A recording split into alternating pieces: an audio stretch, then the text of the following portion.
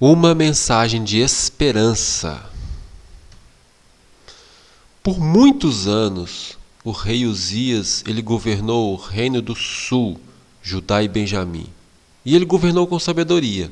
O problema é que a força espiritual não acompanhou esse sucesso exterior. Os cultos continuaram normalmente no templo, as multidões se reuniam para adorar o Deus vivo, mas havia ali orgulho, formalismo, tomando o lugar da humildade e sinceridade. O rei Uzias, ele se tornou poderoso, e o que provocou a sua queda foi o orgulho. Ele entrou no santuário para queimar incenso no altar. Os sacerdotes protestaram, mas Uzias estava determinado a seguir em frente. E de repente, ainda com o coração cheio de ira por ser repreendido, ele foi contaminado pela lepra. E até a sua morte ele ficou leproso. E o seu filho Jotão assumiu o trono, e depois da morte dele, ele assumiu de forma definitiva o trono no lugar de seu pai. Quase no final do reinado de Uzias, um jovem da linhagem real, chamado Isaías, recebeu o chamado para ser profeta. A divina proteção estava sendo retirada. Dentro em breve, as forças assírias iriam invadir Judá. Contudo, os perigos externos eram pequenos em comparação com os perigos internos. Por causa da apostasia e rebelião, o povo que deveria ter sido portador de luz entre as nações estava atraindo para si os juízos de Deus. Em seu desejo por riqueza, muitos estavam adquirindo casas e mais casas, propriedades e mais propriedades. Será que hoje em dia acontece coisas assim? Será que as pessoas estão buscando riqueza? Eles perverteram a justiça e não tinham qualquer compaixão pelo pobre.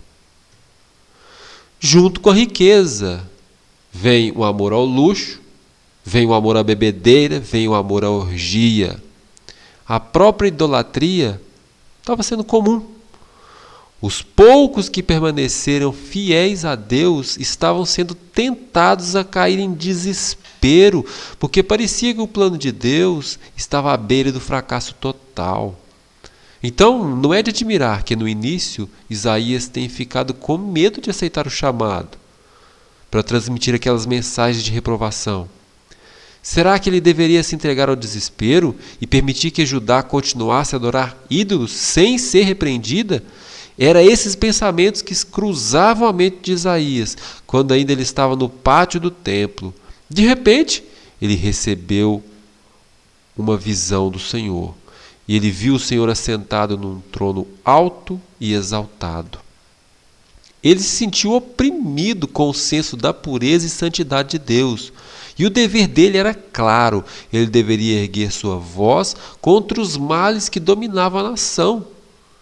A missão de Isaías iria produzir resultados, embora os males que durante muitas gerações foram se multiplicando não seriam removidos durante a vida de Isaías, mas ele deveria ser um mestre corajoso e paciente, um profeta de esperança, ao mesmo tempo profeta da condenação.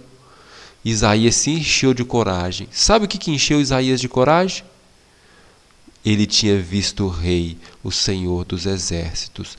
Durante sua longa e árdua missão, Isaías sempre se lembrava daquela visão inicial. Durante 60 anos ou mais, ele recebeu forças daquela visão.